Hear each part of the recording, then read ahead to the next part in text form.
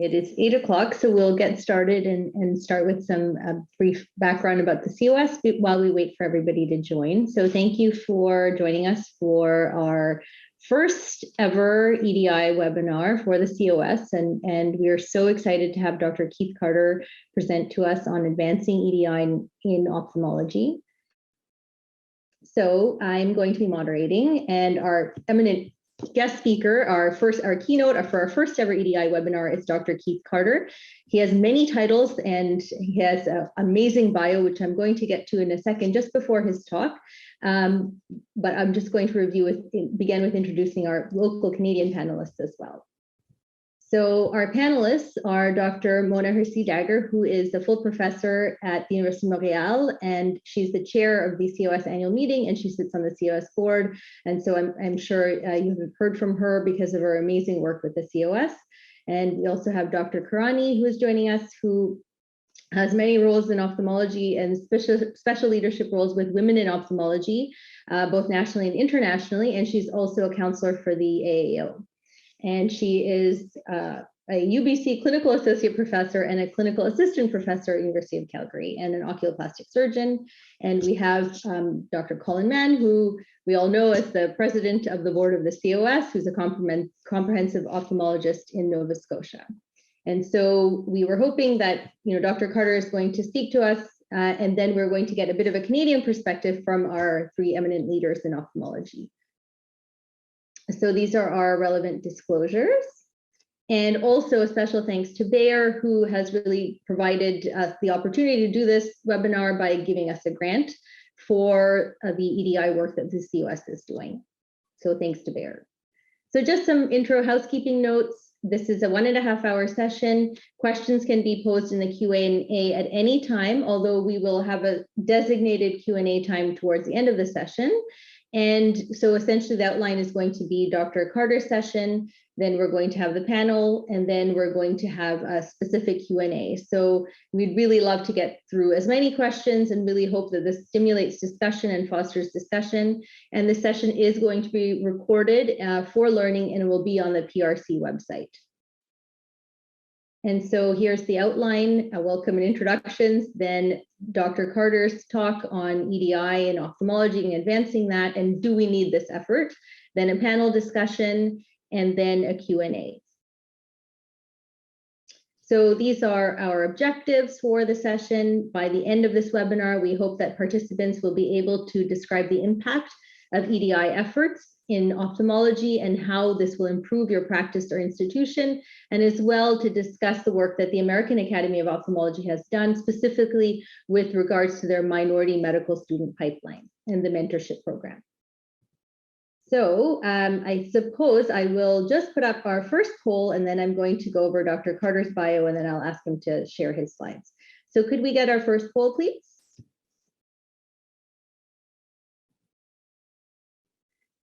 There we go. So if you could just take a moment to answer the poll. How often do you think about issues of diversity, inclusion, and equity in your daily life or practice of ophthalmology? Every day, often, rarely, or never. So we'll just let that take a minute.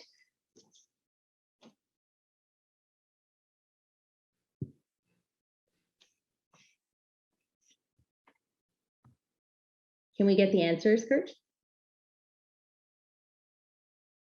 So pretty often, so every day or often. So that's, the majority of the people here think about it fairly often, about 2/3 of people attending.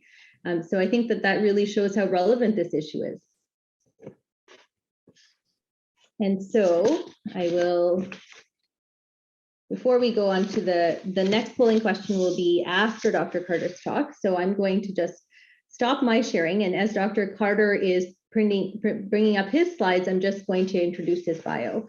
So Dr. Carter is the Lillian C. O'Brien and Dr. C.S. O'Brien Chair in Ophthalmology and Professor and Chair of Ophthalmology and Vision Sciences at the University of Iowa Carver College of Medicine and the University of Iowa Hospitals and Clinics. He has a Bachelor of Science degree in pharmacy from Purdue University and a medical degree from Indiana University. He completed his residency at the University of Michigan and a fellowship in oculoplastics and orbital surgery at the University of Iowa. And he's been a faculty member there since 1988. He was a residency program director for 14 years and chairman of the Department of Ophthalmology since January of 2006. He is, of course, a board certified by the ABO and a fellow of the American Society of Ophthalmic, Plastic and Reconstructive Surgery and the American College of Surgeons. He has trained many fellows and many residents, and he's very humble, but he's also the past president of the AAO, as well as the past president of AUPO. So he has a number of national, international leadership roles in ophthalmology and is also on the executive committee for the minority mentorship program of the AAO. So we are so excited to have somebody of your repute and really the amazing work that you have done and really coming to speak with us and share your insights. And we're so grateful to have you here, Dr. Carter. So I will hand it over to you. Good evening, everyone. And I want to thank the organizers of this webinar for the invitation. It's a topic that's dear to my heart.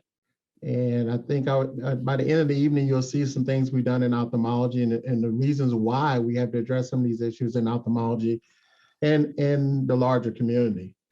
I serve on an advisory panel for Genentech on diversity and research. That's my disclosure. It should not affect this talk at all. So equity, diversity, and inclusion, we're hearing a lot about this topic. You hear it on your workplace, you hear it at universities, you hear it in your communities, and it's one of the biggest challenges we're going to have going forward because it's a situation where people need to recognize the need for change. And that's the big discussion that this centers around. Diversity does bring value, but the journey to equality is a long one.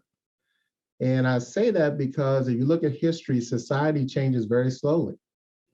And what we really are talking about is sharing our resources and influence. And anytime you're sharing anything, you have conflict. But if you look at your neighborhood, your organizations, your companies, your universities, they will all benefit if we have a more equitable society that we live in. Now, I felt very good when these pictures were shown. You had Tiger Woods there, who's dominated golf. In my lifetime, we had an African-American president, which everyone used to say would never happen. And then Congress started looking like our country, where now we have almost 30% women in Congress, which was unheard of before. But you know, both Tiger Woods and Barack Obama grew up as African-American men in the United States. But they reached such heights that people start questioning their racial mix. And when people start trying to take you and make you something else, you know you reached a plateau no one's reached before. In Tiger Woods' case, they talked more about his mom. And in Barack Obama's case, they started talking about his mother, which is good. But before that, they were labeled as an African-American boy. And so you know you've risen to prominence when they tried to talk you out of your sort of native label. And that's good, because that means people are looking beyond your color and actually looking at your accomplishments and trying to appreciate what you've done. Implicit bias is something that we have to address. We all have it. It's the attitudes, stereotypes, mental shortcuts that affect our understanding, actions, and decisions in an unconscious manner. We all have implicit bias. You should, for fun, you should take some implicit bias exercises.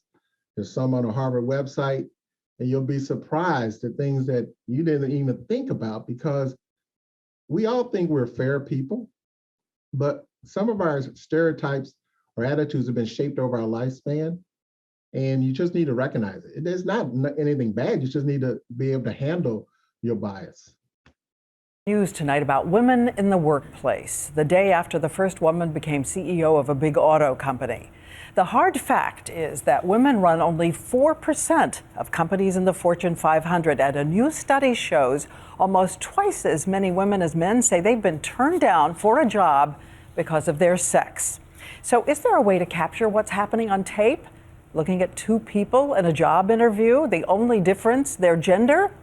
Well, here's ABC's Cecilia Vega. He's the boss, she's bossy. the negative way women are perceived at the office in a new ad for Pantene that's gone viral.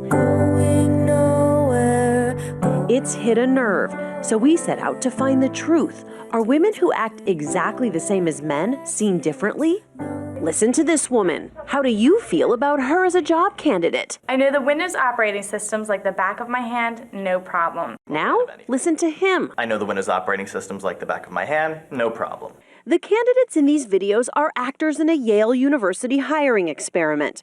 The resumes, identical. The interviews, identical. I'm extremely good at sizing up people quickly and then delegating responsibility accordingly. The only difference is gender. But when it comes to who got the job, I thought the male applicant had better soft skills. Say the woman was arrogant and overselling. In hundreds of evaluations, the female job seekers come off as more aggressive, are rated less likable, and they're less likely to be hired. Isn't it a catch-22? You're supposed to be strong to get that job, and you're saying if you're too strong, you won't get it. You need to behave in this dominant way to advance as a woman in the workplace, but you're seen negatively because that's not how we expect women to behave. And if you think this is just male bias, it's not. Both men and women doing the hiring made the same call. I think there's a level of arrogance that might be okay to be a manager, but then there's a step above, and I thought she was slightly above that. So let's talk. And when we revealed our study results, I was surprised by my reaction. What does that say about us? We have a long way to go. a science experiment with real-life lessons about who gets the job, who gets passed over, and why. Cecilia Vega, ABC News, New Haven, Connecticut. This was a report showing bias against women. And the obvious that jumped out, there were 3 men and 3 women. And women showed as much bias against women as the men did. And they were all shocked by it at the end of the taping of their exercise, looking at men and women applying for a job with the same text, the same answers, and how they judge women more harshly than they did men. Women were pushy, men were smart. Men were confident, she was sort of arrogant and cocky. And it was just interesting to see how both sexes judge women differently. And that's just bias, our own bias. And they all admitted they had to work on that. So the economic impact of diversity, disparities in medicine is big. I mean, the United States, we spent about $1.2 trillion on this. About $220 billion is just on the direct medical care for people who don't have access. And that's a lot of money. And we need to do something about that to improve it.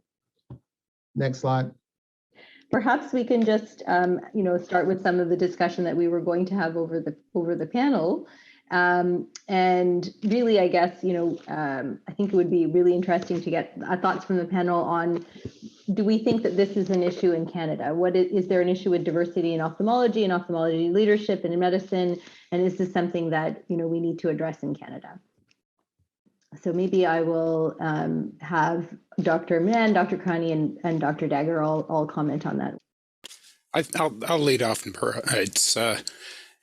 It's interesting. It's a journey, I think, for all of us. And certainly at the COS, the board has identified this as being something that is very important and is likely a problem. The interesting part is the most important part is what we don't know. And I think, if I reflect a little bit, I'm a privileged white, older, cisgender male. So I really have nothing to say from experience. My only experience would be the embarrassment of probably the lack of recognition of that privilege and the unconscious biases that I've had that Dr. Carter has referred to, that we all have.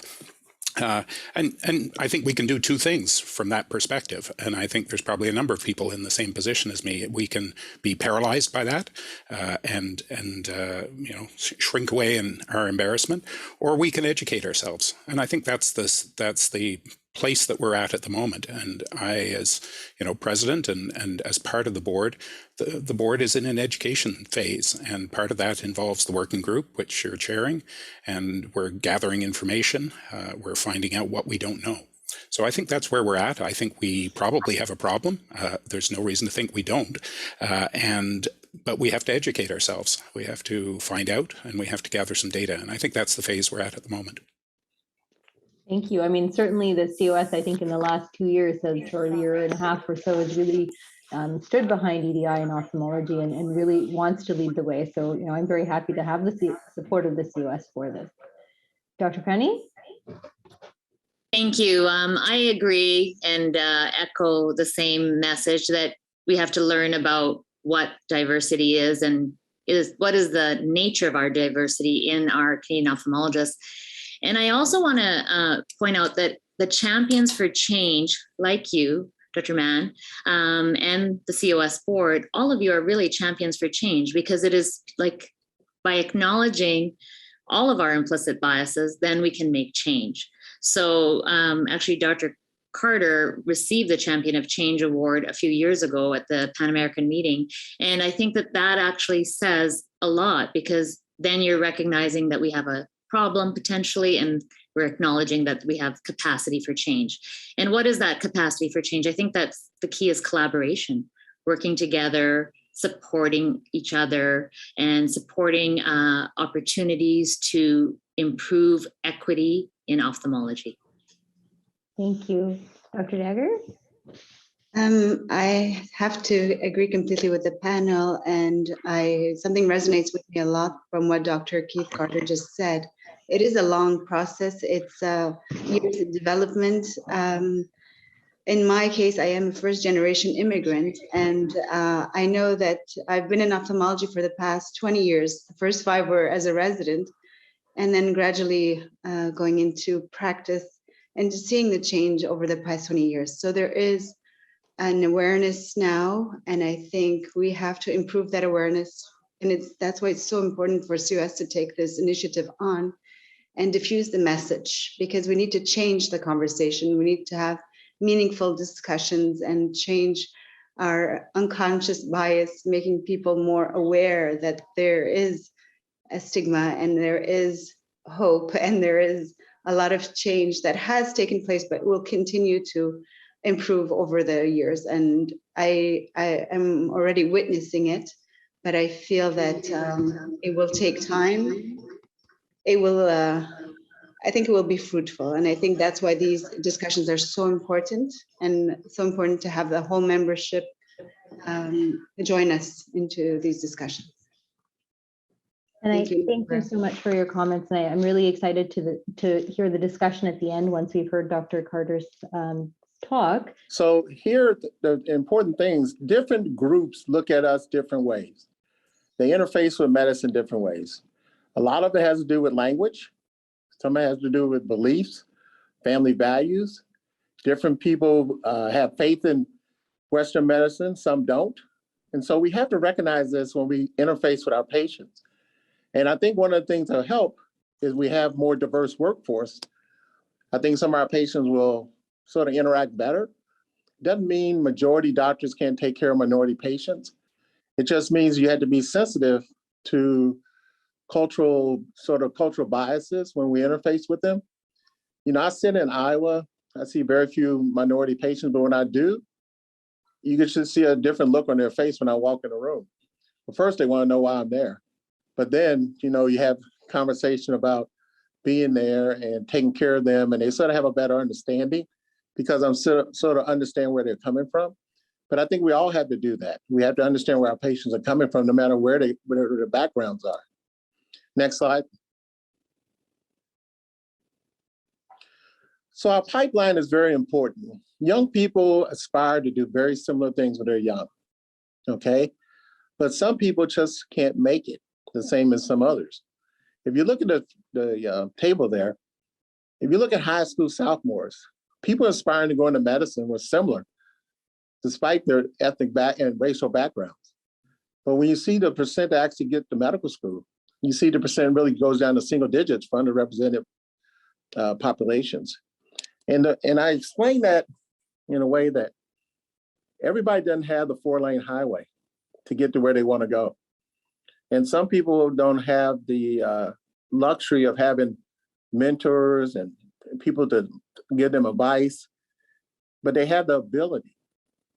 And the one thing I really think is very important, when we're looking at mentoring and helping these students, we're not looking for quotas or anything like that. I lived through the quota age. It's not good. You're constantly defending your presence, and everyone sort of second doubts you being there. So that's not a good thing. What we want is to have competitive people being given equity, equality efforts to be able to participate either in our profession or any other profession in medicine. Next slide. So one of the things we looked at, there are publications out there showing that underrepresented doctors a lot of times will practice in these underserved areas. And so that shows that we increased the pipeline of providers, that we will help some of our disparities. We won't solve all our disparities with this, but we will help it. Next slide. So here's something dear to my heart. This is trends for African Americans in ophthalmology in the United States. Right? I have nothing to say about Canada. But if you look at the 80s, that's when I came in ophthalmology. We had 8.8 grads per year. 2009, we had 9.4. This was part of the presentation I gave to the American Board of Ophthalmology Board of Trustees to show that we needed to do something. Things hadn't changed in 20-some years. Next slide. If you look at the population, Hispanic, Latino, and African Americans make up about 30% of the population, but we're in the single digits as far as medicine and ophthalmology in particular. The group that's doing very well is Asians. They're about 6% of our population, about 24% ophthalmology. That's great. We love to mirror that. It's fantastic. Next slide. This is the table just showing who's moved up. And what's really nice about this table, women have moved up. They have greater representation now than they did in the past. But if you look at the people in the single digit, those groups have not moved at all. They've been flat for the last 20-some years. Next slide.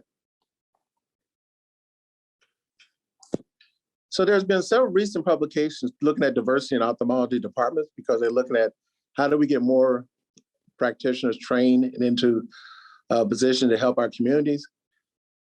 106 departments, they looked at faculty holding department chair positions. There's about 8 of us. And then if you look at the faculty, there's about 7% of the faculty are underrepresented minorities. So there's not a lot of people there that people can look and say, I see it and I can do it. And that's what we have to improve. Next slide.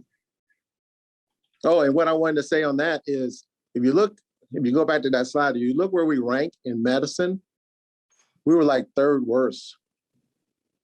And that's not great. I mean, we consider ourselves one of the best subspecialties in medicine, but we're not doing well in this area. Well, only pathology and orthopedics beat us. Next slide. So the American Academy of Ophthalmology and the Association of University Professors in Ophthalmology decided to develop a partnership in 2018 to address this issue. And what we want to do is attract underrepresented minorities to medicine and to careers in ophthalmology.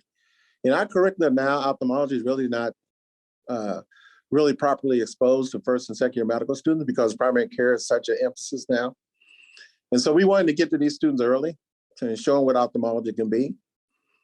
And what we wanted to do is make sure we help them guide their medical career planning and decision-making and help students become competitive ophthalmology residency applicants.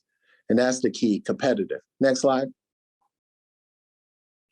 So our mentoring task force was initially a small group of people volunteered to connect to medical schools and their students and become mentors. And it's very important to mentor people. The expectations of mentors and mentees were really outlined in our program. There's a responsibility on both sides of this because it's time intensive. And so far, we've done fairly well with the interactions between our mentors and mentees. Next slide. We collaborate with all the underrepresented minority student groups. Next slide. So we've had 4 classes. Class of 2021 was 101 students. You can see the breakdown there. of their race and ethnicity. And you can see, I'm gonna show you some data later about what they thought of the program. Next slide. So the first year is 2018, we had 25 students. Then we went to 30 students, then 50 students. And this year, because of a grant from Genentech, we were able to get to 101 students. And you can see the breakdown of the students there. We tried to select students and spread it out so we have a pretty evenly divided class. But some years we just have more people apply at certain groups than others. And we really try to take the best students if we can. We really try to emphasize also students that come from programs that don't have ophthalmology departments. Next slide. So what the students get, they get full access to the Academy's educational materials. They get step 1 exam preparation because a lot of times residency programs use step 1 as a screen. They enroll in an 8-month web-based prep course, and then they get full access to all test questions and things that students in the past have told us help them with step scores. Next slide. Student feedback has been great. You can see there, most of the students think the program is really good. 100% of them will recommend to a friend, so we felt good about that. Next slide. So mentors, what do mentors do? They really guide the individual student through their formal education. So we tried to hook them up in their first, second year of medical school. We have some senior undergrads. Speakers introduce students at undergraduate colleges and universities to ophthalmology in the MOM program. But they talk to them about ophthalmology because we want them to show interest in the field early before they really are pushed to primary care or other subspecialty areas. Next slide. Our champions are the people in the institutions that serve as our liaisons. They generate support and enthusiasm for the MOM program within their institution. They recruit medical students to apply to the MOM program. And most ideally, they also recruit other ophthalmologists to work in the MOM program. Next slide. When we started this, we knew that we had to get a toolkit developed for people because you ask people to do this, like present talks to medical students or to organizations. And we want them to produce that. We're not going to get much traction. So we put all that together. We put banners together, posters together, PowerPoints together. The only thing we had to do is get volunteers to get the presentation, and that's worked very well. Here's a breakdown of our students in a bigger picture so you can see it. And we're pretty diverse. The one area with the Native American students in the United States, we have not been able to tap into that at all. We're always looking for that, but we have pretty good representation of the Latino and African American community. Next slide. So the class of 2021, that was really all the classes have been great, but the energy in the room was just amazing. And what we basically did, we talked about ophthalmology. We talked about, showed them the technology. We had them do pig eye surgery, which turned out to be the most appreciated thing we did. They loved the surgical experience. But one thing I told them is that even though they may not go into ophthalmology, we've connected them with a mentor that has interest in them to help them do their path to whatever area of medicine they're going to go into. We know all of these 101 students are not going to go into ophthalmology, but that's okay. If we can get 25 to 30% of them, we'll be doing well. Next slide. Next slide. So here you see the survey highlights. They really like the day with us. They also like the networking, talking to other students. I think that really is helpful to be in a room with people that look like you, trying to get to have the same goals as you. And they really like the experience with the mentors. So during the day, we try to leave time for mentors and mentees to get together, walk around the academy floor, sit down and have lunch, and talk, etc. But I could just tell you the energy is just palpable in those rooms. And they just can't believe we're doing this for them. And it's really a tribute to ophthalmology. even if we don't get them, they're going to be impressed that ophthalmology took time to spend time with them. Next slide. So we have about 235 participants. We have committee and task force members. We have mentors to students. We have speakers. We have presenters at the MOM program, and we have champions. So all these different people make up to 235 ophthalmologists, and that changes. People are volunteering all the time. The one thing we don't have, we don't have enough students for all the mentors who volunteer. So we give them other tasks to help us with the program. Next slide. So we ask people to get involved with the MOM program. This is how we try to gain more traction in the United States. We have sites that are listed there, the toolbox, which is very important. If you can give these young students research opportunities in ophthalmology, we think that's important, not only for their interest, but also for the application. And then if you want to become a mentor or a speaker, we have another website, you can sign up for that. So that's how we are trying to get our pipeline fed in the United States. It takes a big commitment from our organizations, the AAO and AUPO. And of course, it takes resources. And next slide. To date, this just shows some of the institutions where students have enrolled.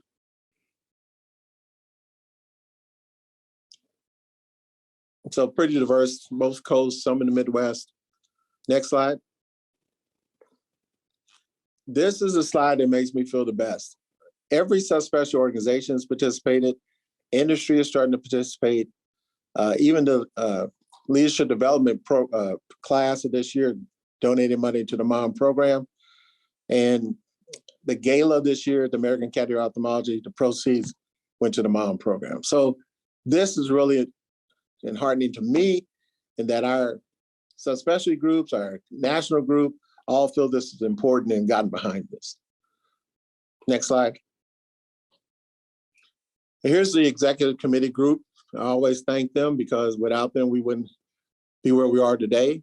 We have a wide range of people, a lot of young people, some of more senior people like myself, but we're all dedicated to this. We all work very hard in getting these students connected with mentors, spending time with them. The number of nights that I talk to students on the phone or by email, they are amazed that we will spend time with them because it's never been done before. So I think it's very important to be committed to whatever activities you do. I think it's important to get a group of people that you have a mass, that you're not doing all the work yourself. And I think you have to reach out to your students and get them involved. Again, they may not go into ophthalmology, but they always remember your efforts to help them in medicine. And they will hopefully reach back and pull somebody else forward with them. Next slide. So when I first got accepted into medical school, I had someone who I thought was a friend tell me that it was only because I was Black, which was very hurtful because he knew me and he knew what I was capable of. Our life experiences develop our preconceived notions of different groups of people. And I think that's what we have to work to break down.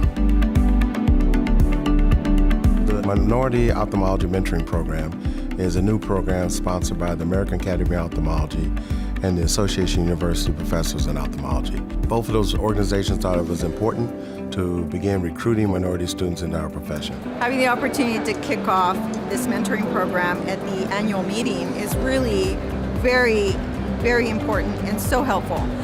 The medical students have the opportunity to see what ophthalmology is all about. There's not a lot of physicians who are of disadvantaged backgrounds. We should be able to match our patient population and our patient needs. It really makes a difference to our patients to have somebody that can speak their language, and they automatically light up. You can see it in their eyes, and I hope that I'm able to do that as a physician as well. So when I walked into the room and saw all of the other mentees for the first time, I felt really excited and I felt warm and I felt ready to meet all of them and see what they were about. And I think that sense of like bristling excitement, I think it's a shared sentiment among all of us. I think especially this program here today, I think I've seen a lot of people that you typically don't see as a physician, meaning people of color. When you see someone that looks like you, looks different, it's the same feeling that I assume patients get when they see a physician of color that represents what they are. I think it's very important that the workforce that provides the services to our patient represents the patients that we're serving. I speak Spanish, and sometimes I get patients who come who've been treated for years, and the parents, once I explain to them why it is that we're doing what we're doing for their children, they're like, oh, now I get it. But through an interpreter service on the phone, a lot of it can get lost in translation. I have some amazing physicians, amazing mentors who have supported me all along the way, who support my crazy dreams and aspirations. And I'm hoping that in the future I can be a role model to other students as well. The experience that this program's offering is very unique. I don't think there's anything out there similar to this. People from all over the country are literally setting out the foundation for you to succeed, and there's nothing like it.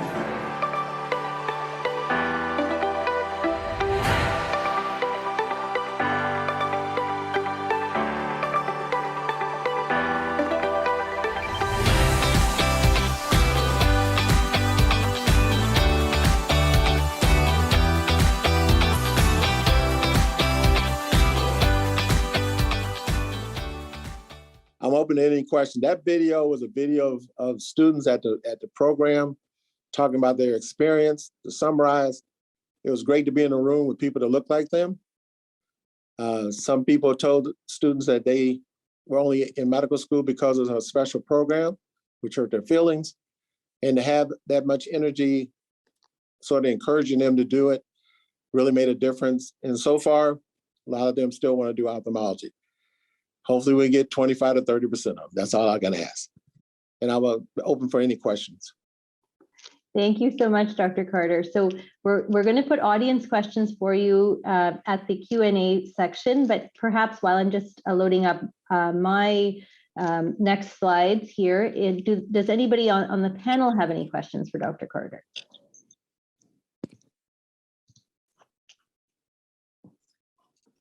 Can everyone see my slides now? Yes. Okay. There's the. Oh, and okay, so I guess I'm happy to, let's pause for the polling question and then we can see if any further questions for Dr. Carter.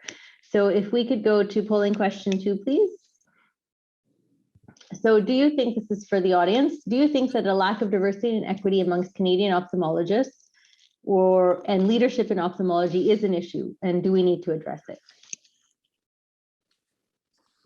I suppose that we're somewhat biasing this by putting it in right after Dr. Carter's talk.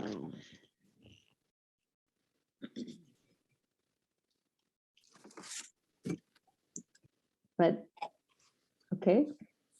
Yes, mostly yeses, some maybes, and 2% no's. So, okay, maybe we can bring that person around through the rest of the session, but we appreciate the honest answers.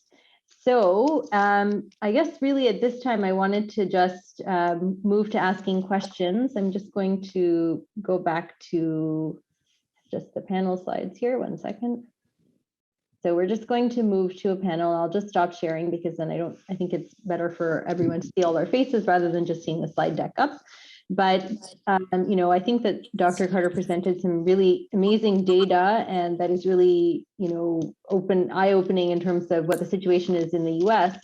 And I can only imagine, I mean, you talk really at a macro level of the things that are happening nationally, but it would be wonderful if you were able to share some of your insights, Dr. Carter, and your own journey and your personal experiences as an African-American male, having gone through ophthalmology, as you said, through a time of quotas, then becoming a, you know, renowned leader in ophthalmology. I mean, that couldn't have been an easy journey. And do you have any insights and pearls from your work and from your journey, Dr. Carter? I believe there are several learners on this call. There are medical students and residents as well. And so I think we would all love to hear your thoughts personally from your journey. I think I was fortunate. I had a very strong educational-based family. My grandfather was very big in education. He had 10 kids. 8 of them had college degrees. When I thought about going to college, I never thought about not going to college. Once I started the journey, I was fortunate to have mentors, different groups, both Black and white, that supported me and allowed me to grow, and I developed trust in them. One of the reasons I'm at Iowa, I was going into private practice, and my mentor, who actually delivered me, was the OB guy in Indianapolis, who helped me get in pharmacy school, medical school, et cetera, told me to try academics first. And he said, I can always come home. So I think it's important for the relationships you develop through your journey, and you have to be willing to listen to people. Not everybody's going to give you the best advice. I've had advice like, medical school is hard. I don't want to disappoint you. That particular professor, I brought him 10 acceptance letters from medical school and asked him, could he help me pick out which school I was going to? It's always nice to get back at people like that. But you got to understand, you got to have confidence in yourself, and you have to associate yourself with people that will mentor you and guide you through your journey. Thank you. I love that there's one person who delivered you and then helped you into every step moving forward. That's incredible. Yeah. It was very incredible. But he was very, very honest. He told me stories about his own experience in Indianapolis and what he went through during the sort of the racial experience and civil rights movement.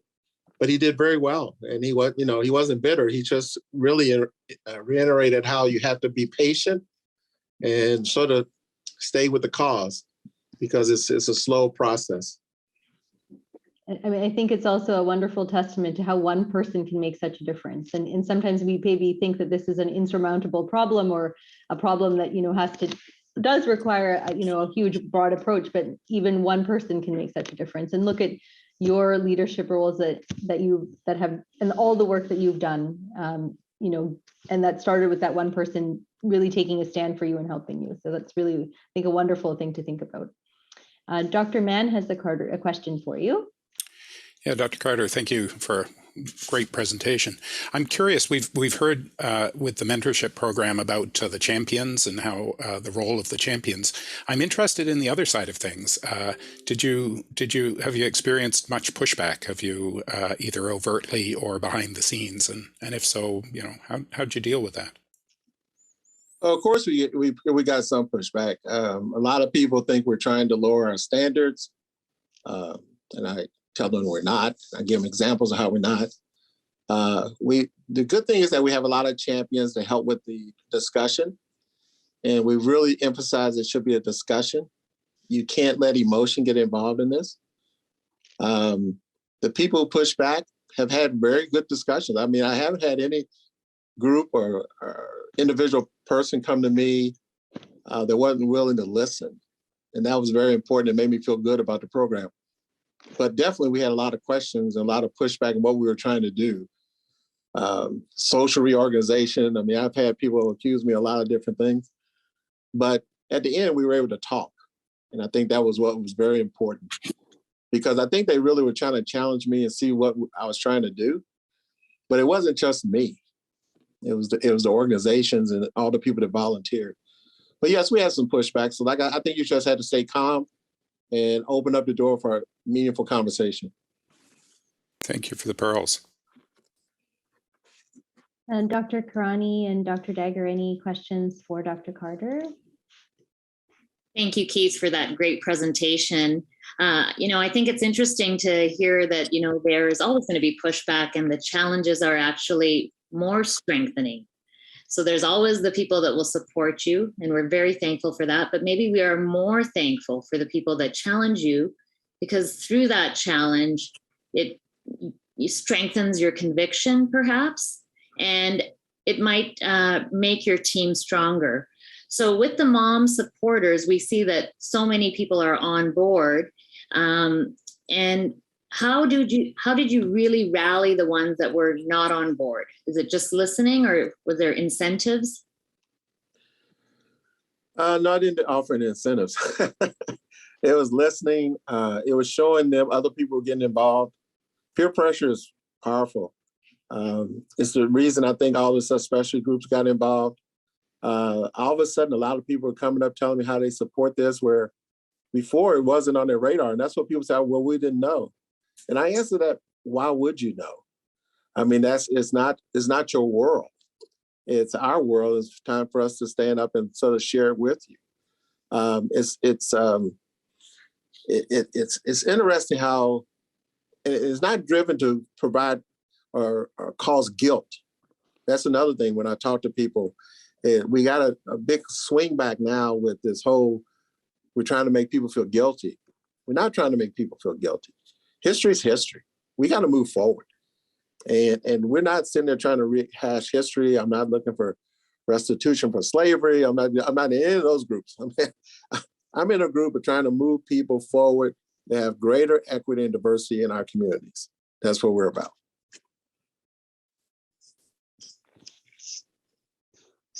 Thank you for that great presentation, Dr. Carter. If there is one key message you would give starting ophthalmology resident, what would it be? The key message for ophthalmology residents is to make sure they get the best training they can to take care of the people they're going to take care of. The public entrusts us to be their advocates. And one of the things we can't lose in our profession is the public to begin to mistrust us because they don't think we're advocating for their best interests. So as a young ophthalmology resident, that's the most important thing. Remember, you are the advocate for your patient and do the best you can with that. I love that. That's wonderful. Dr. Dagger, do you have another question? I'll let you go ahead. Thank you.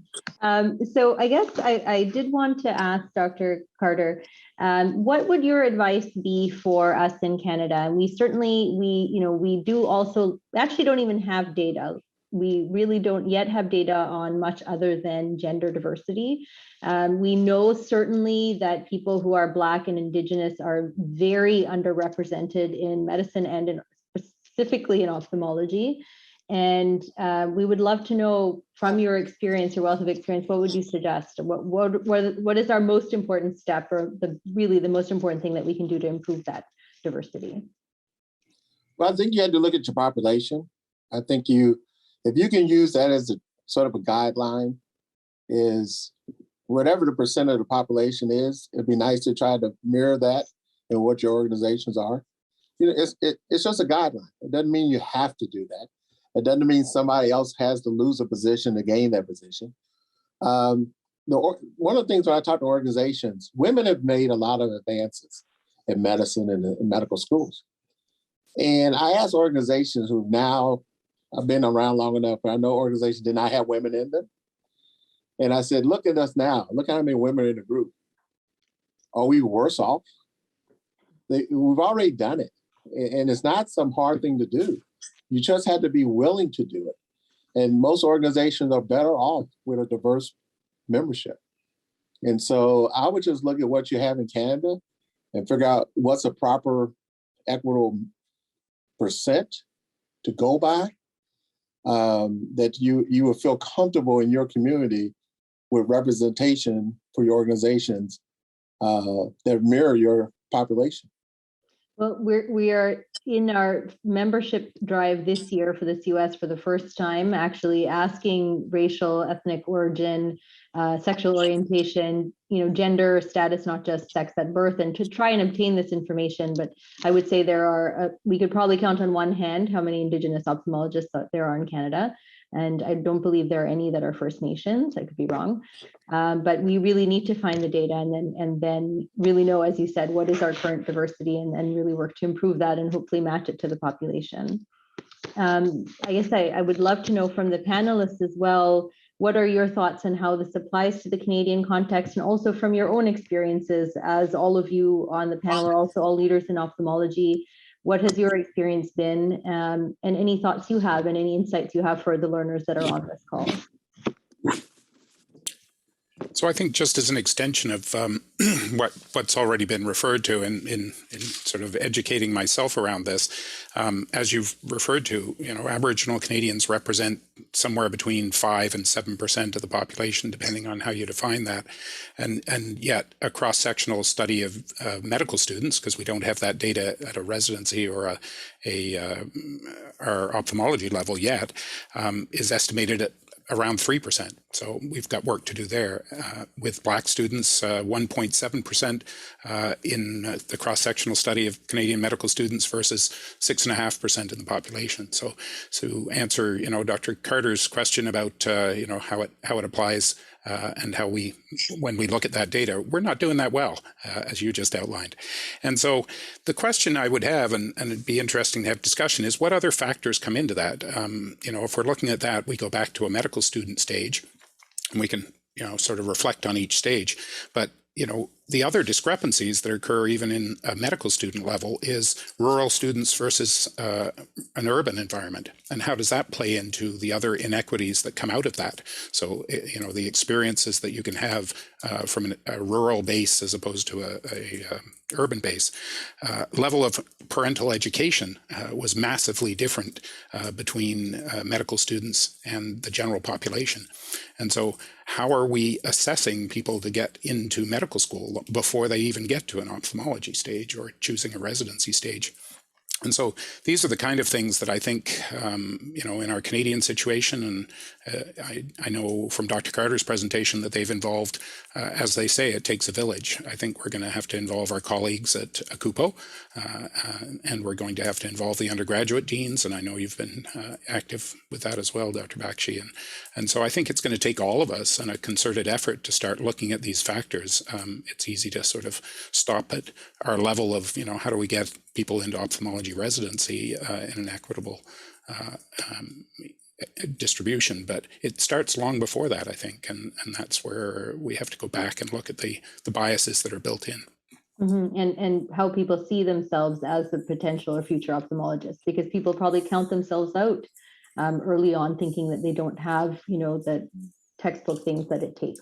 Well, one example would be, at the recent board meeting, we had a great presentation on just the gender part, which we do know a bit more about, and the work of Dr. Yvonne Bai. She presented to us a great presentation. And I was really shocked to find out that we actually have the number of those in seats in first-year residency in terms of gender is really inequitable, and that we're in the range of what I would consider to be traditionally the poor ones, if I was thinking about it from my biases of urology or orthopedics, where you think of it as having been male-dominated, and we're in that same range, and that shocked me and worries me. The interesting part is when she looked further back, it's not a selection bias, and the data doesn't show that it's a selection bias at the level of residency, and it's not because there's such an inequity at the medical school level, as Dr. Karani has mentioned, I think, as well. So where is it, and what are those barriers that we have to making it an interesting profession and an interesting career choice that we don't even realize at this point? So I think that's where the exploration and where we have to start asking ourselves some hard questions. Absolutely. Dr. Karani and Dr. Dagger? So mentorship, really that's the key. And I think mentorship is a key from in all levels. Like when you think of your personal journey, what was it that brought you to medicine? And, in high school, maybe it was that science course or that science mentor. In undergrad, maybe it was that summer studentship that you did. And then in med school, what was it that drew you to ophthalmology? So all these steps, we have to think, what were those keys in our journey? Who were our allies and who are our mentors? And that's how we have to reflect back and pay it forward.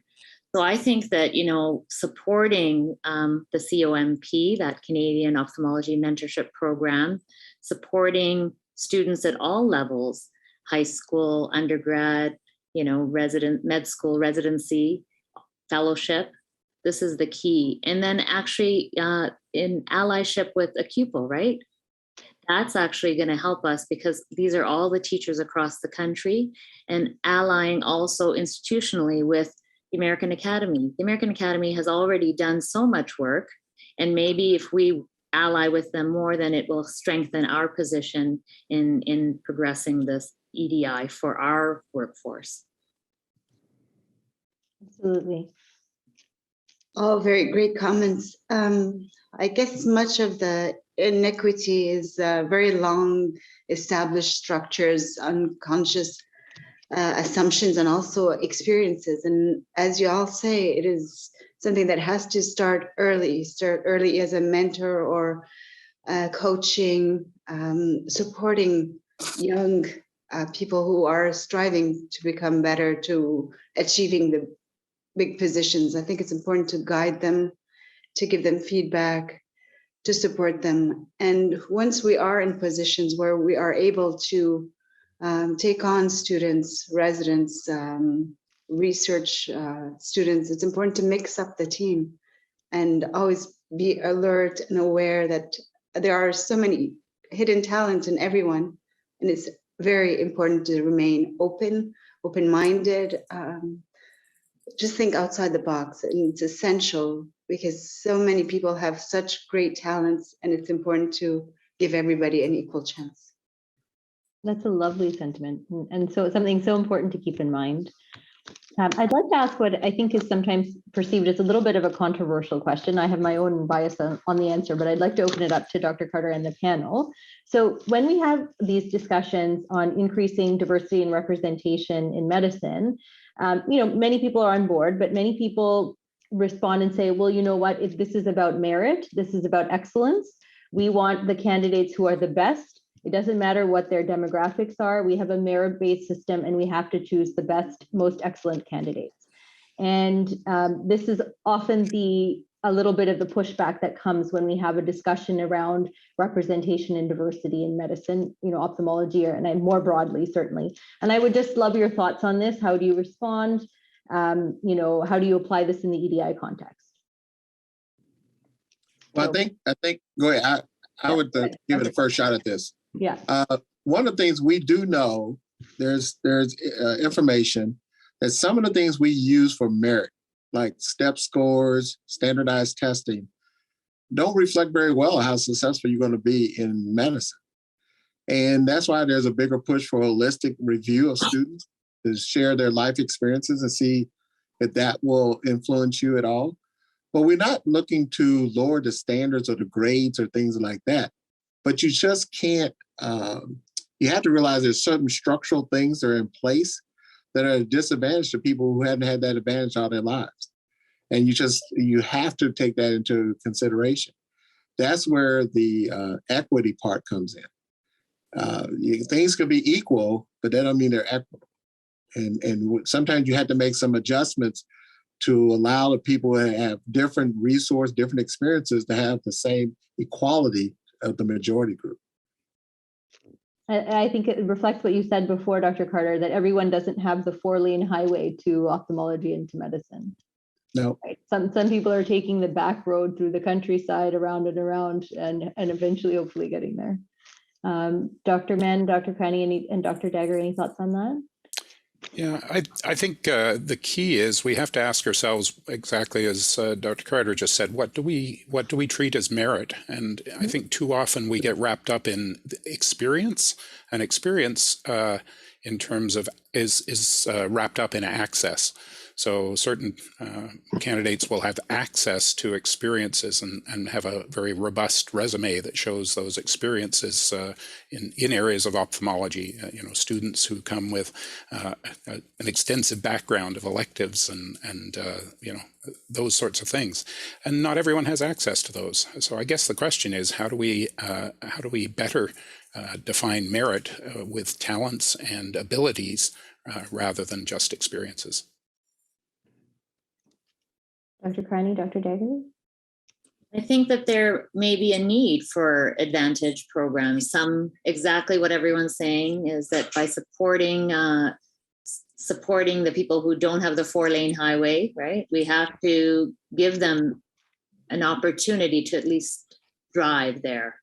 So I'm in support of that. And certainly I think what we're getting to here is that our entire system of merit and our definition of merit and definition of excellence are based on underlying systemic inequity. And so, using that model to continue to try and improve diversity is, in a sense, biting the hand, because, our entire system is actually based on inequity. And how do we make it that people have those access to resources that are equal? Dr. Dagger? Totally agree. I think that, like I said, the long established structures have always been there, and they haunt us because that's what we see has succeeded in a path, but it doesn't mean it is the only path. And that's why it's important to diversify. Always keep an open mind. It's important to see what's behind that person and not just how they came so easily to do a rotation with you. So it's essential to think outside the box, for sure. Dr. Carter, I would also love your thoughts on why you think ophthalmology was the third worst. When you said that pathology and ortho were the only ones that were worse than ophthalmology for underrepresented in medicine. I mean, that means neurosurgery, plastics, many other areas that are traditionally not seen as, why was ophthalmology worse than all of them and they were better than us? Neurosurgery was right there with us. We were just right behind them. Don't worry. I think a lot of it has to do with the direction students are given early on in school. A lot of underrepresented students are geared or sort of directed toward primary care, where they're sort of given the idea you'll have a greater impact on your community by being a primary care physician. These subspecialties are special. I mean, they're a different lifestyle, different compensation package, and we're not directed there unless you get lucky enough and somebody sort of tells you about the field or helps you or mentor you to tell you how to get in the field. That's how I got in. I mean, everybody, I talked to a lot of people and the only thing they could tell me how competitive it was. No one was telling me how to do it. They just kept telling me how hard it was. And then I ran into some people that helped me navigate the path to get into ophthalmology. So it's just a numbers game. I think the schools are guilty of this. I don't think they're doing it intentionally, but they push underrepresented kids to primary care. And I think that's why we're not doing as well, because we're not really looking at the students early on. There's so many students who want to go into ophthalmology. We're not recruiting. Okay, we have such a high number of people that want to come to us, and we're fortunate right now that we're in that state. But with that, you're not paying attention really to the underrepresented kid because you have more than you on your plate than you can eat, and that's the issue. Mm-hmm. And every year it gets more and more competitive. And I think those of us who sit on these admissions committees think that had we applied to ophthalmology now, we wouldn't have gotten in either, with the stellar level of many of the candidates. Right, and because they hear how hard it is, their applications get stronger and stronger. Mm-hmm. Mm-hmm. Absolutely. No, I would be an internist now.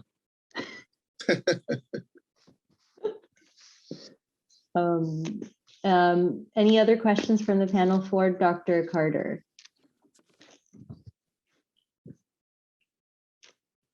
So I guess I would like to have some thoughts on the challenges that perhaps you face. And Dr. Mann asked about the resistance, maybe initially, but actually you said it was actually not too bad in terms of resistance. But what was the biggest hurdle? And this is, when you're rolling out such a huge program and from when you talked about the MOM program, you really are going from the macro to the micro, down from, covering exams, education, mentorship, a toolkit for the mentors. I mean, this is a huge program that the AO has really put together. What do you think were your biggest challenges? And is there anything we can learn from that for us doing something similar in Canada? Well, I think the importance of it is out there. When we first brought this up to the academy, they were lukewarm. Let's put it that way. AUPO, lukewarm, because they didn't know how to do it. So I think part of that was, how much are you willing to put into this, Keith, and your group to get this started? And once we got our group together, they realized, oh, they're serious. And so then the resources came. One thing I would tell you as you embark on this, take your time. Don't get discouraged. get some people who really believe in this mission, because it's going to take a while. And, you know, I'm in my 60s. This didn't just start. What happened, we've had world events that launched this discussion. Okay, people say, well, what was so special about that event? Anytime people see something so tragic with their own eyes, it changes you. Okay, one of the things in the civil rights movement in this country in the 60s were the television shots of kids being sprayed by fire hoses and dogs biting them. That was going on for years, but nobody saw it. But then when you see it, you say, that's terrible. As a human being, that's not right. And that's what changed. This is not a new issue. It's just that people say, hey, we got to do something. This is not where we want to be as human beings. And hopefully we'll, with time, make advances. But it will take time. Society doesn't change overnight. And I think that's a very important point, that really EDI efforts have moved a lot. The needle has moved in the last few years because of events that have happened. Dr. Mann has a question for you. Yeah, I bring this back to something that's near and dear to my heart, which is community ophthalmologists versus academics. We've heard about some of the champions through the MOM program in the academic environment, and undeniably that's really important. Is there a component that you have looked at in terms of community ophthalmologists, which make up a large portion in Canada, at least, of the ophthalmology profession? Are you reaching them as well? Are they involved as mentors as well? And what's the role for those folks? Absolutely. I mean, that's where the majority of people are. So, no, we have private practitioners involved also. Is there anything different about their role versus the academics, do you think? Or is there anything that you've found as what we've done now is maybe give the student one or two, maybe three mentors, because the academic one will help them with the process. Practitioners have been away from the selection process long enough that they're really not good advice, a source of advice. But they're a great source of advice about the profession, about the lifestyle, about the challenges that are different than academic practice. So it depends on what the student asks for. I had a student ask me, or didn't ask me, but asked the program for someone with an MBA JD as a mentor. That's how they're getting that particular on who they want to talk to. And I just shook my head. I said, you don't realize how far we come.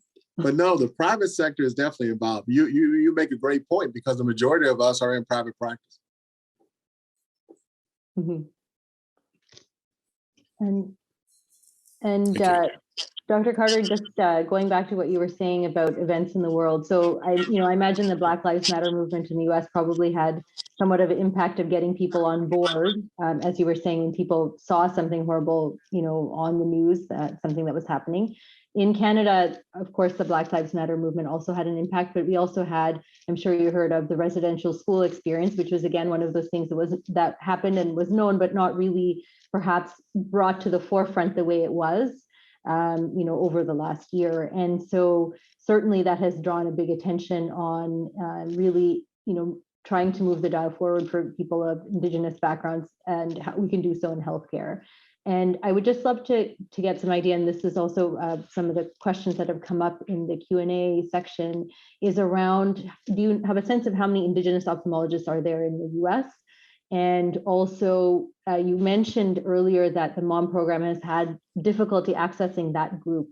And I'm just wondering if you had some insights on why that is, and what are the steps that could be taken to help that? I think it's the sheer number in our system. We really have to make a more concerted effort to reach back, probably to undergrads. They're not in the medical schools. And so different institutions have better connections than others, and we're just trying to get them more involved. But again, it's developing relationships with the students that they even have interest. They're definitely more of a primary care group. But even with that, the numbers are very small.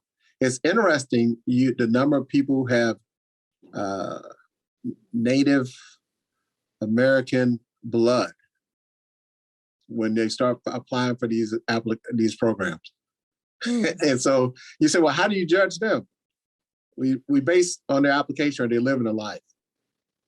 Or are they just using the bloodline as an advantage to get into the program? So there's nothing in the application that shows they're living a life.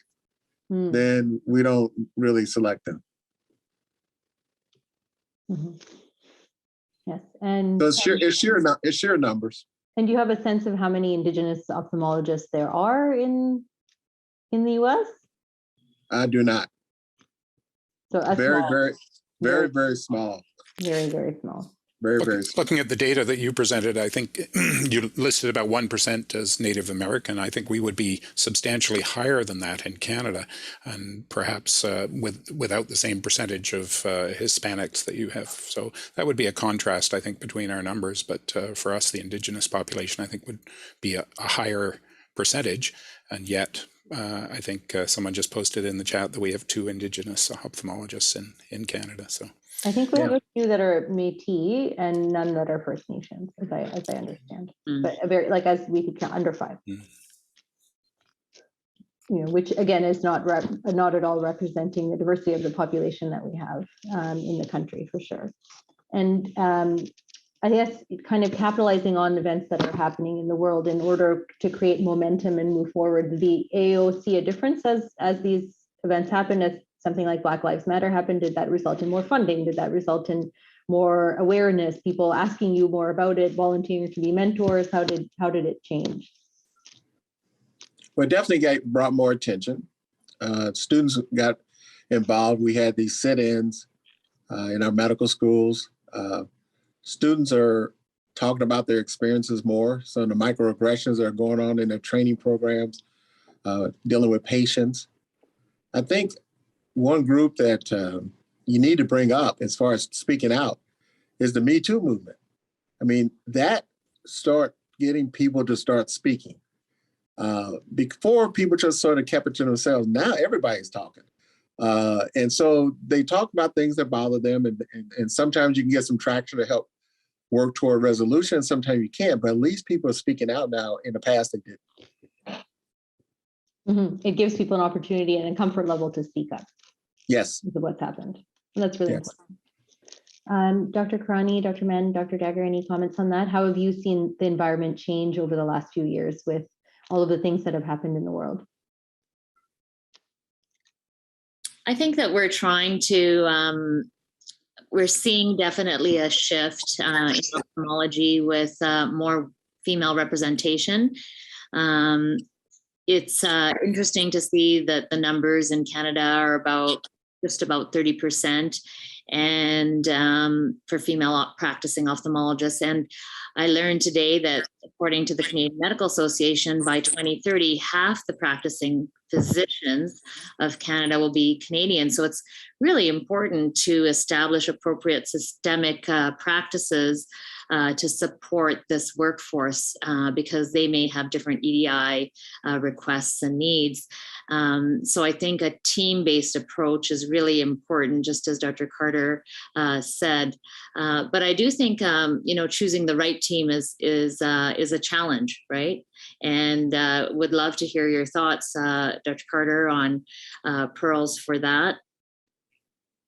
Well, I think you need to choose people who are committed, that are willing to be with you the highs and the lows, and understand it's a learning process, understand and sort of stay focused on what you want to do. And so you have to get some education. So some people haven't lived it, but that don't mean they can't be partners, because we need everybody. We don't just need the people of color or gender or whatever that are different. We need everybody. And so I think you just had to make sure you recruit people that are committed to your cause. The other thing is that as you go through this, you need to provide action so people can see you are doing something. In my institution, my dean wanted us to do some more studies. And I told him personally, I said, I don't need another study. I need some action. I've seen enough studies and we know there's a problem.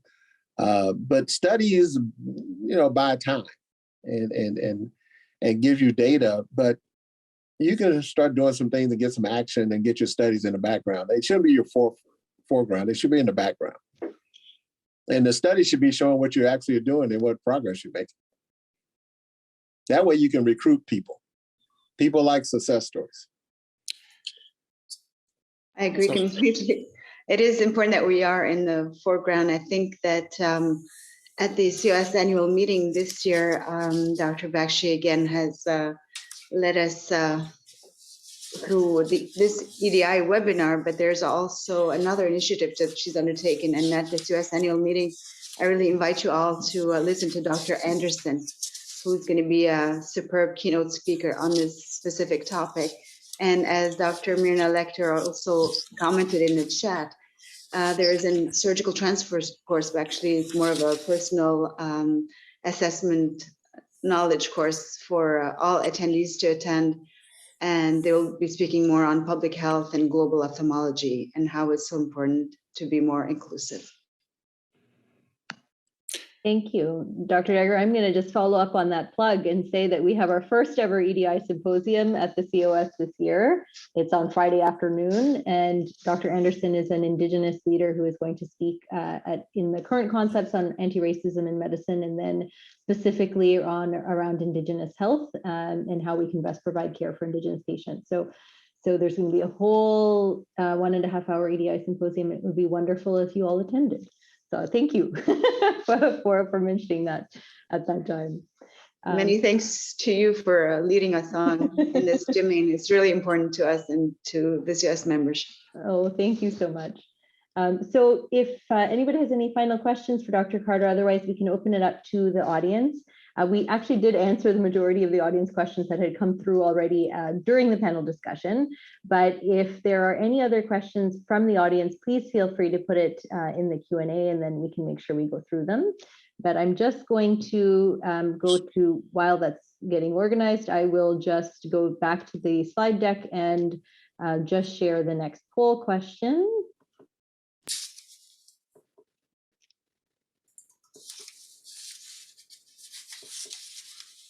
So what we wanted to find out from our audience participants is how comfortable are you, and maybe we could throw up the poll, Kurt. How comfortable is everyone discussing issues pertaining to diversity, inclusion, and equity in medicine and ophthalmology? Very comfortable, somewhat comfortable, neutral, not comfortable, very uncomfortable. And sometimes these are hard topics to discuss and not easy ones.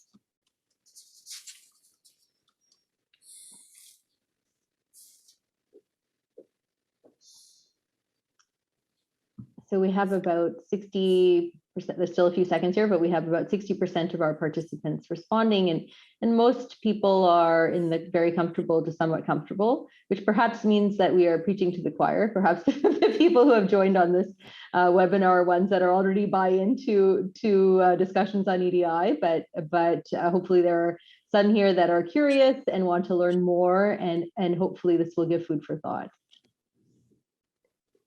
No, thank you. And then we can close that poll.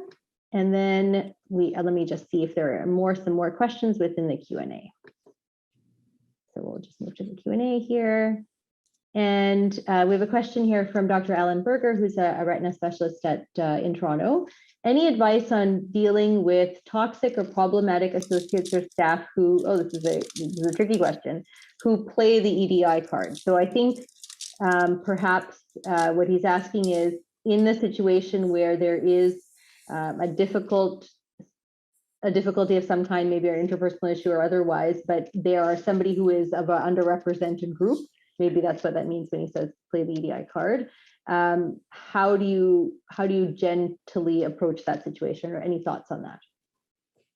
Because that's the flip side to being sensitive to these issues, that as Dr. Carter said, sometimes people can also perhaps use it to their advantage unfairly. So this is a hard question. Thanks, Dr. Berger. It is a hard question, but I think what we have to do is stick to the policies we're governing ourselves with. Everybody's not racist. And sometimes people use that card that really hurts the situation. And what you have to do, to me, is address it with the facts and the data and try to be open to hear their concerns. So you're not sort of labeled something that you're not. And that would be my recommendations of how I've handled it. I've had students that want to use that to their advantage, and we just had to diffuse it with facts. That's good. Facts and keep it factual. Dr. Mann, Dr. Kenner, Dr. Dagger, any other thoughts? Yeah, I actually going to put you on the spot, Dr. Bakshi. We had a great presentation from you at our board meeting about the EDI working group, and maybe just for the COS members or for the ophthalmologists on the webinar, you might just say a few words about the working group, number one. And then number two, I think we can certainly make a case about why this is important and it's the right thing to do, but in a more perhaps I don't know whether selfish sense is the right word. It's good for us as an organization. It gives us better representation. It gives us increased member engagement. And at the end of the day, what we're all really concerned about is patient care. And so maybe you could just offer a few words, as you did during your presentation to the board, about why this is good for patient care. Well, I think the main important thing is that, there's a lot of literature showing that diversity in medicine results in better medicine. Diversity in science results in better science because you are bringing people to the table who have diversity of idea, diversity of background, and different approaches. And there's a lot of literature showing that, Dr. Carter showed some of it, about how physicians who come from underrepresented backgrounds provide better care to patient populations of similar backgrounds. They're more likely to work in underserviced areas and give back to their community. And those patient populations then are also more attuned to care from those physicians. So there's no doubt that there's a benefit to the physician population reflecting the diversity of the patient population. I think that's one huge reason. And then the flip is for the physician themselves, having equity of opportunity, having equity of resources, the opportunity to succeed and rise is going to result in a better workplace, better mental health for physicians, overall better opportunity, greater job satisfaction. And so that is also known that really having equity in medicine is not just good for patient care, it's also good for physicians and the physician workforce. So I think really it's truly multifactorial. And I really hope that the work that we're doing with the COS and the working group, and we have a lot of initiatives on the go, but I really hope to work towards that equity for everyone. Awesome, thank you. Thank you. Any thoughts from Dr. Karani and Dr. Carter and Dr. Dagger with regards to Dr. Berger's question or anything else? So, just further to that, we've also created local working groups in our region, like in University of Calgary, we've created one. And I think that also is in line with what the COS is doing. So having local groups may also be an opportunity. And I see that question here by Solon Shah. So I think that supporting local leadership and local groups is a great opportunity for learning and bringing the national group some more supporters. Absolutely, because the local groups understand their local context the best. That's really important. Absolutely. And allyship, we also talked, Dr. Bakshi, about, having allyship across the nation and having supporters, perhaps if there was a challenge that we were encountering at one of our hospitals on the West Coast, how would we address it? Or maybe we could call a colleague, call a friend and say, how would you address it at your site? So I think that gives strength for people who might need it. Mm-hmm. Dr. Dagger, any thoughts? I think more and more, most universities are becoming more aware, and there are working groups in each university.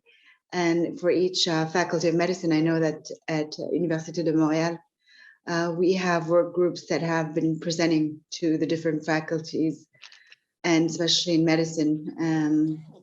I think it's become more accepted, something that is more heard of, and I think the work will be in progress, and I think that we're becoming more aware of it. Thank you. And so I think in the interest of time, I'm going to put the last question here from the Q&A. This is from Dr. Lauren Bellin, and he is saying that every residency program independently selects its incoming residents, and he's been at meetings where EDI is discussed, but it doesn't move the candidates high up in the ranking to be selected. And if every program does this, the people from the disadvantaged groups will not get it anywhere across the country because nowhere are they the top candidate. And is there a way of having programs work together to make sure that the best intentions from an EDI perspective work out in getting the underrepresented candidates in?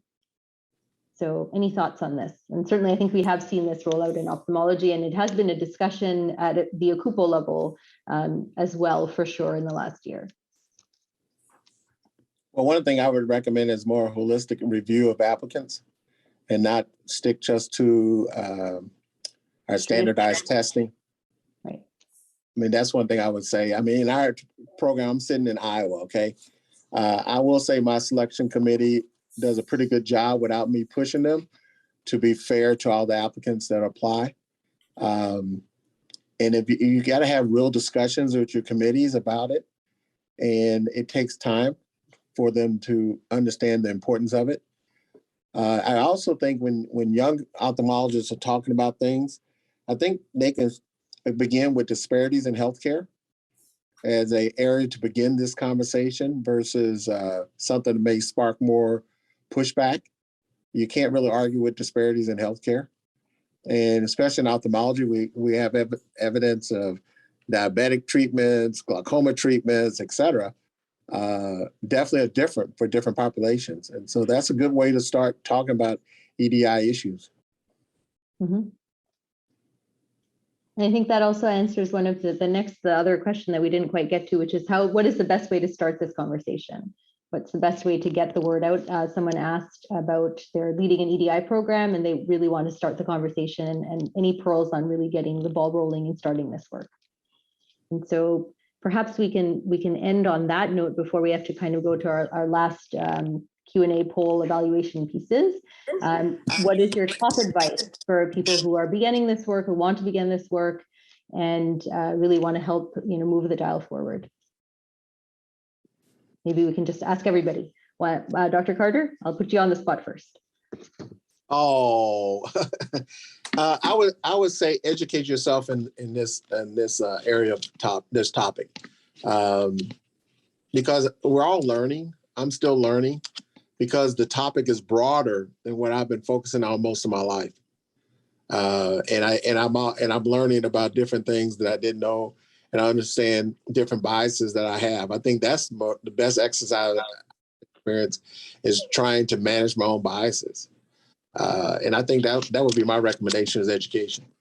Education, learn and unlearn. Yes. Wonderful. Dr. Mann? I would add to that, measure and gather data. We talk in generalities about some of these things, but until we see the data and see where we are, we don't really understand our unconscious biases, I don't think. So I think that's the stage we're at the COS, and it's going to be a great journey in the next little while. Dr. Dagger? I agree. It's a lot of education to ourselves, because although we think we know some areas like women in ophthalmology, it's something that is close to us, but there's also age, race, ethnicity, language, intersectionality, gender. There's so much more to learn and to recognize. So I think it's a lot of work in progress still at this point. And Dr. Krani? Such a personal journey, learning about ourselves, learning how to integrate, and learning how to support others in this work. I think that there's a lot of opportunity for more learning and more change. Yeah, thank you. Thank you. So learning and gathering data, I think those are the big two first steps that we would recommend. And I think we're going to go to the next poll question, but I really just wanted to say a huge thank you to Dr. Carter and to all the members of the panel for their insights and their experience and their expertise and their vulnerability, integrity, and kind of honestly sharing their experiences and their thoughts on this. So I will go to the next polling question. Kurt, if you could put up the next poll. We wanted to get a sense of what other topics would be helpful for a future EDI webinar to come from the COS. And those are all the options that we put up there. And so it will help us, design our next session, which is going to probably be this fall. So we have a few different responses.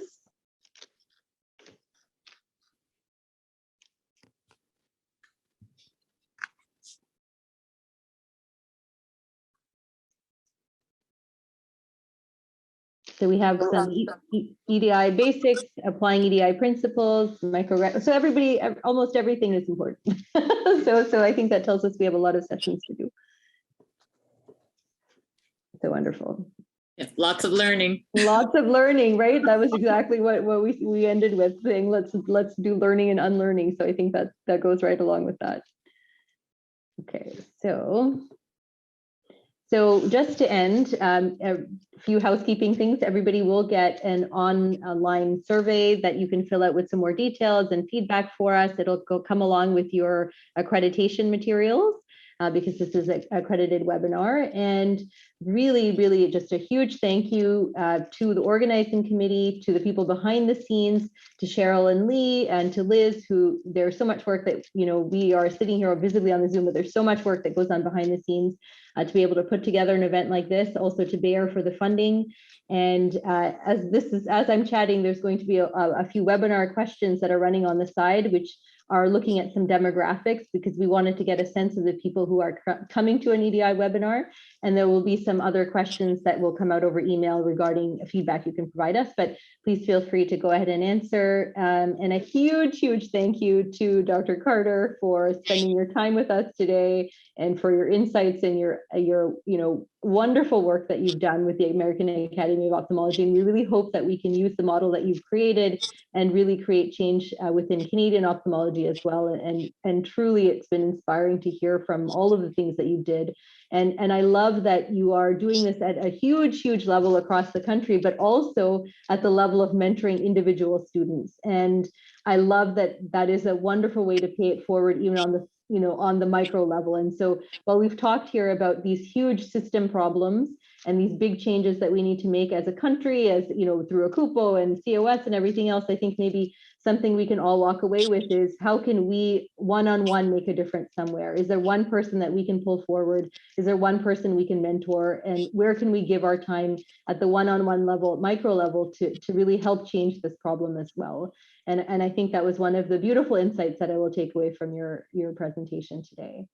And also a huge thanks to Dr. Krani, Dr. Mann, and Dr. Dagger for sharing their insights and their particular relevance to the Canadian context, and sharing their expertise. They're all national leaders in ophthalmology, and it's been really wonderful to have them join us today as well.